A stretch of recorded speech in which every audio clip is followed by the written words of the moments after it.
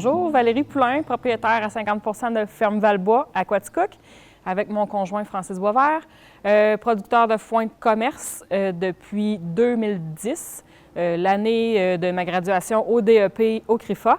J'ai aussi gradué de GTEA en 2012 avec le Cégep de Sherbrooke, aussi situé au CRIFA à Quaticook. C'est que moi, je joins un petit peu mon DEP et mon GTEA ensemble, donc 3 ans, 3 belles années de ma vie. Ce qui m'a marqué le plus, évidemment, c'est les gens. Là. Moi, je suis quelqu'un de très social dans la vie. Donc, c'est ça que ce que je me souviens le plus, puis je me souviens de beaucoup de moments de ces années-là, c'est vraiment les gens, l'échange avec les professeurs, avec les professionnels. C'est vraiment ce qui m'a marqué le plus de ces 3 années-là. Moi, il faut savoir que j'étais une petite fille de la ville, je ne viens pas de la campagne du tout. Là. Quand j'ai mis les pieds au DEP, au CRIFA, j'étais vraiment une alien, là. Je venais de nulle part. Fait qu'est-ce qui m'a marqué, qu'est-ce qui a été le plus bénéfique pour moi, c'est vraiment tous les apprentissages que j'ai vécus. Je suis partie vraiment de zéro pour me rendre où je suis maintenant. Je pense que où je suis maintenant, c'est une belle place. Là. Je suis bien placée, on connaît mon entreprise en région, c'est bien.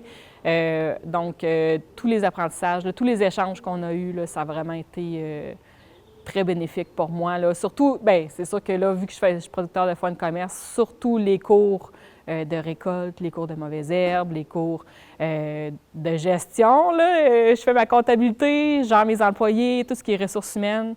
Ça a été vraiment plus marquant pour moi, même que les cours avec les animaux là, en soi. Bien, comme je disais, moi, un de mes plus gros défis, c'était que je venais pas d'un milieu agricole, donc je côtoyais beaucoup d'autres jeunes qui venaient de fermes laitières et compagnie. Mon deuxième défi, c'est que j'avais déjà 5 ans de cégep derrière la cravate, donc j'étais plus vieille. Mon autre défi, c'est que j'avais une jeune fille, ma plus vieille à ce moment-là avait 18 mois. J'avais déjà ma ferme, on était déjà en démarrage d'entreprise. J'avais beaucoup de défis en arrière de la cravate là, pour passer à travers ces années-là. Comment j'ai fait pour passer au travers? La passion, j'imagine. Après, avec le recul, je sais que c'était beaucoup, mais quand on est passionné par quelque chose, je pense qu'on peut atteindre beaucoup d'objectifs. Est-ce que ça peut être ça? Probablement. Le travail, beaucoup de travail. Oui. Un apprentissage plus spécifique. Je dirais que là où j'ai encore du travail à faire et où j'ai appris beaucoup, c'est au niveau de la gestion là, de mon entreprise. Je sais que ça le dit, là, j'ai le cours de gestion, mais dans le cours de gestion, on voit beaucoup de terrain, mais on voit aussi beaucoup de bureaux.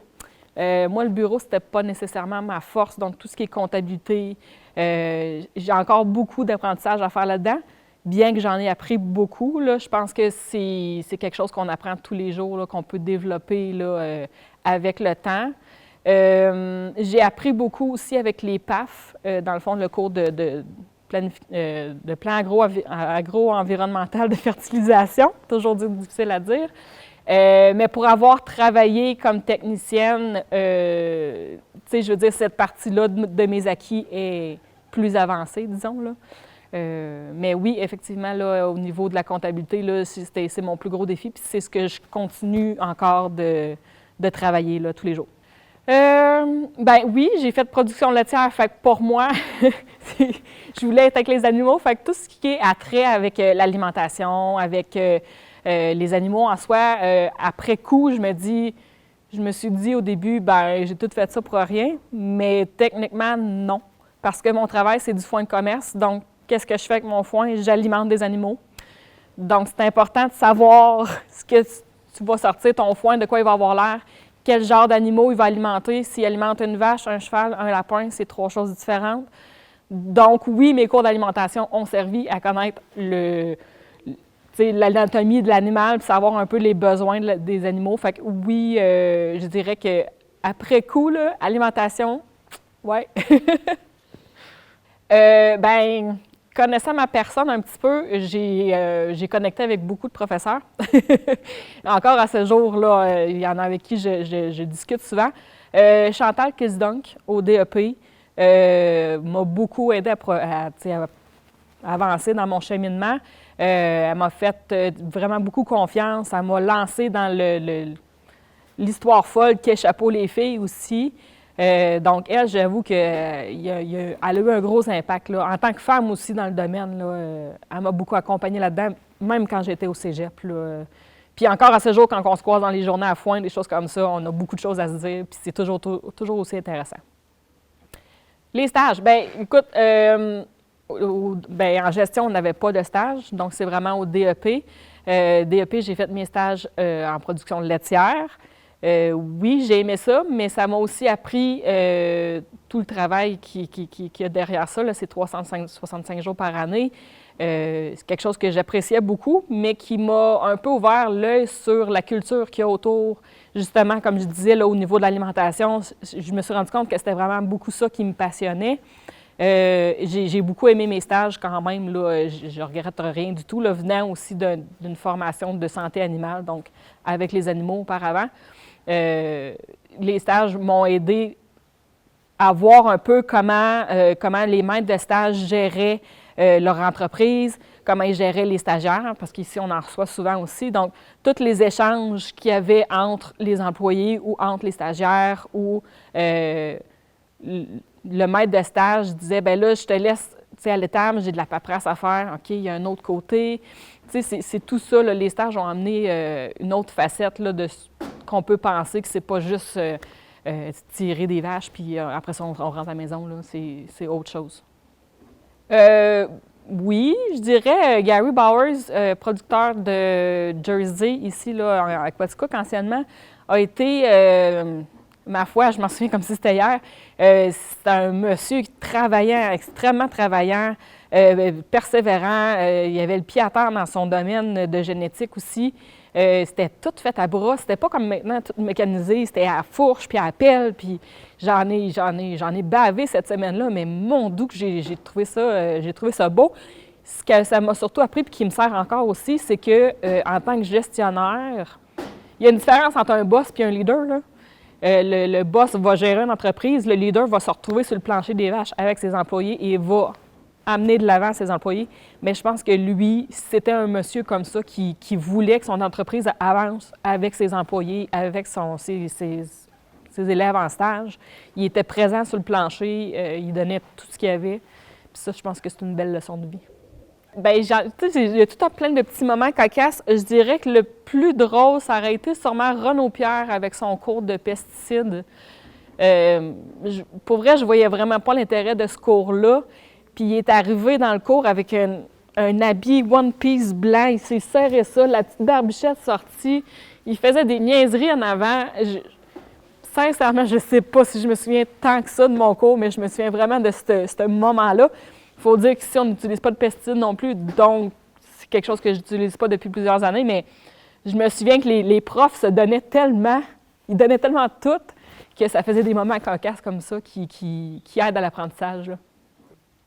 Je dirais, ouais, peut-être la visite chez Synagri, dans les plants d'engrais, là, on en a visité quelques-uns.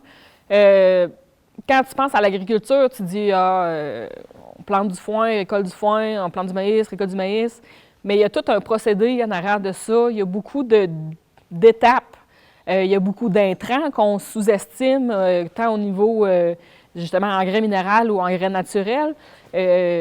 Même à ce jour, quand je parle aux gens et je dis que ça m'a coûté, mettons, je ne sais pas, 30 000 $ de fumier, ils font comme, hein, comment ça? Mais, tu sais, c'est des intrants qu'on sous-estime, qu'on ne pense pas, mais qui sont là. Puis en visitant un centre d'engrais, ben tu vois toutes les différences. C'est pas juste une petite graine blanche, là. Il y a d'autres choses en arrière de ça. C'est beaucoup réfléchi. Bien, c'est sûr que chaque professeur a des compétences bien à lui ou à elle. Chacun a trouvé une façon de nous l'apporter, de nous l'amener sur le terrain aussi, là, pas juste en écrivant au tableau. Ou, c'est des expériences personnelles qui nous ont amené des histoires. C'est des profs expérimentés qui ont vécu beaucoup de choses. Donc, c'est sûr qu'au niveau professionnel, sur le terrain, maintenant, ça m'arrive de repenser à vous autres, là. Il y a des moments cocasses, comme je disais, qu'on vit, qu'on repense de ces années-là. Les compétences, écoute, par après, là, je veux dire, Paul Villeneuve, j'y ai reparlé je ne sais pas combien de fois pour des conseils. Tu sais, avec les technologies maintenant, un petit coucou sur Facebook, j'avais une question. Malgré les années qui ont passé, vous êtes toujours là pour répondre quand on a des questions ou des interrogations. Donc, je pense que l'échange entre avant et maintenant et entre ceux qui s'en viennent aussi, là, ça fait partie de votre enseignement puis de votre disponibilité. Puis ça, je trouve ça beau.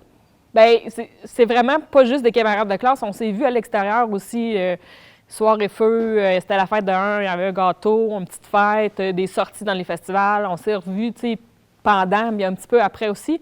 C'est sûr que là, après 12 ans, peut-être moins, là, on est plus par les réseaux sociaux. On est tous rendus un peu établis, un peu plus loin. Mais tous les échanges qu'on a pu avoir en dehors de l'école ou à l'école, les travaux en commun qui finissaient plus, puis qui... Finalement, ça finissait en...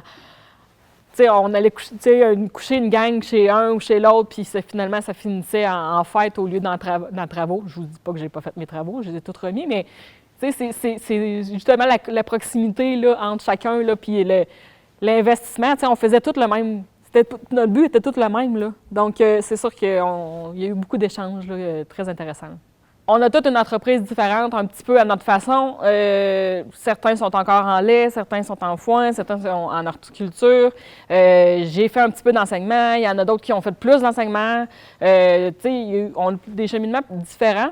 Donc, c'est sûr qu'à chaque fois qu'on se parle, on a un petit quelque chose que l'autre n'a pas ou qu'il aurait aimé. Fait que les échanges sont toujours super intéressants. On a toujours quelque chose à dire sur le domaine. On est tous des passionnés. J'aime ça, parler avec mes anciens collègues, même si ça est une fois par...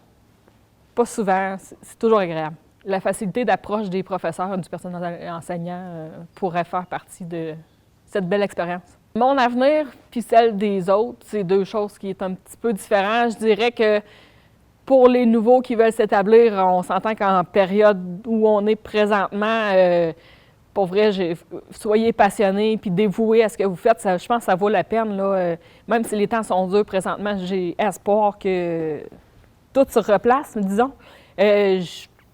L'agriculture, en général, on ne pourra pas s'en passer. Là, peu importe ce qui arrive, on ne pourra pas s'en passer.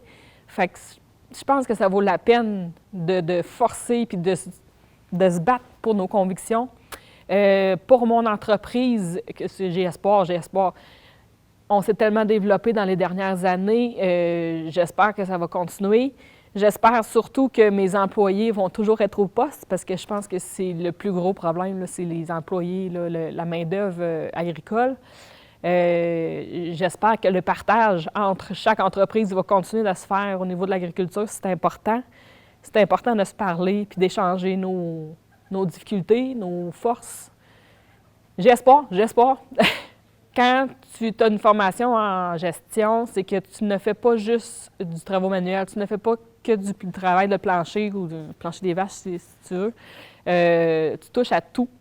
Donc, tu deviens comme une micro-entreprise à toi-même. Donc, tu es capable de faire ton travail de bureau. Donc, tu peux pas éliminer le comptable, bien évidemment, parce que au bout du compte, ils sont rares les producteurs qui font leurs propres impôts. Mais tu sais, je veux dire, tu es capable de gérer ton entreprise en soi. Avec le DEP, tu es assez outillé pour être capable de gérer ta main-d'œuvre. Tu sais, je pense que le cours de gestion est nécessaire maintenant. Je pense que le DEP n'est peut-être plus suffisant là, pour être capable de gérer des grosses entreprises comme on a maintenant. Là. C'est des petites entreprises de fond de rang, là, moi, ça n'existe plus dans ma tête. Là. C'est plus des producteurs agricoles, c'est des gestionnaires agricoles. Donc, ça prend le cours de gestion.